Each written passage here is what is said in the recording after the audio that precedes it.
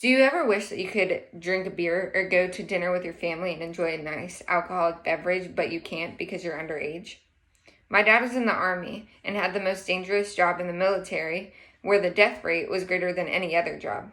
He enlisted at the age of 17 and was willing to risk his life for his friends, his family, and his country, but wasn't able to enjoy a simple beer. If the government would realize the risks that young adults and teenagers are willing to take at such age, and they truly appreciated what a lot of young people are willing to do, they would allow you and your friends to enjoy a beer at the age of 18. Risk your life for your people and your country and enjoy a beer at the same time. Seems reasonable and ethical. Today I will be telling you why the drinking age should be 18, changes that would end up happening to our everyday lives if the drinking age was to be different, and what benefits society would have if they allowed the drinking age to change to 18. Why should the drinking age be changed to 18, you may ask? If people are willing to die for others, some that they don't even know, for their country and for their people, then they should be able to enjoy an alcoholic beverage while their life is on the line.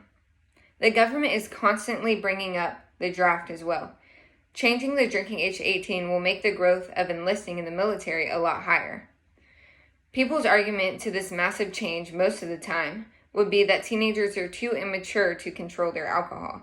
But what makes one mature enough to control their alcohol?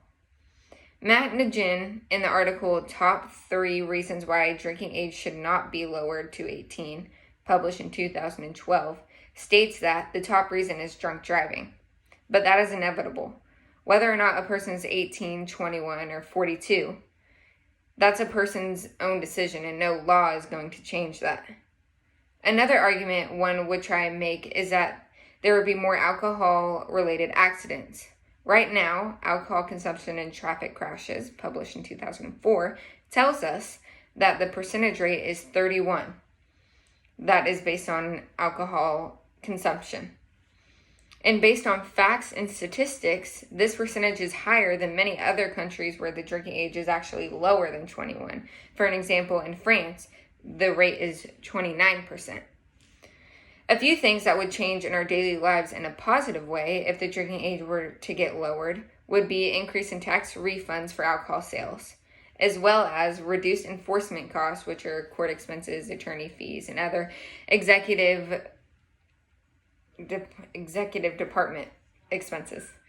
Some of the negative aspects that we would encounter, because not everything can be all positive, we would have higher insurance premiums, also increase in medical costs due to more alcoholics. There is a major reason why our drinking age is 21, and that is federal state fundings for our highways, and people see this as a major aspect to the drinking age. The federal government twists the state's arms in saying they would not give us fundings for state highways if the drinking age was not to be raised to the age of 21. For an example, how much do states rely on federal funding, published in 2018, tells us that Texas, South Carolina, Rhode Island, and many other states pay more to the federal government than they get in return for their highway state fundings. The government threatens to take away state highway fundings if the drinking age doesn't get raised to the age of 21, but that really only affects minimal states. Today I talked about the different opinions on lowering the drinking age, the reasons behind why it would be a good idea, and the way the drinking age affects people's daily lives. If one is willing to risk his or her life for the sake of his or her people and their country, then they have every right to drink. Know your rights and know others' rights as well, and know the risks that some are willing to take for the sake of your freedom. Remember, not all heroes wear capes, but all heroes should be able to drink an alcoholic beverage.